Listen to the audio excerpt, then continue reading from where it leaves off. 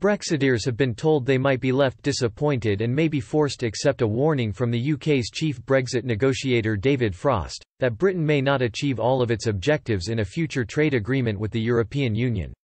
Negotiations on a free trade agreement after Brexit began in March as a UK team led by Mr. Frost attempted to thrash out a deal covering several issues with European Union counterparts.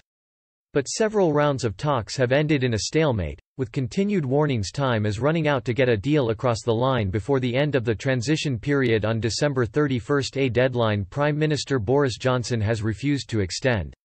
The UK and EU have repeatedly blamed each other for the lack of progress made and for their reluctance to give ground on several crucial red lines, particularly around fisheries, the level playing field and state aid. Last month, Mr. Frost warned Conservative Party MPs Britain may only win just 60% of its objectives in any trade deal with the EU.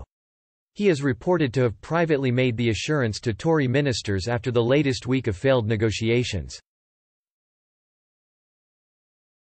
Professor Tim Bale, deputy director of the UK in a Changing Europe think tank, said while Brexiteers would be disappointed in the UK having to give significant ground to the EU in trade talks, Mr. Frost is only being realistic with his objectives prediction.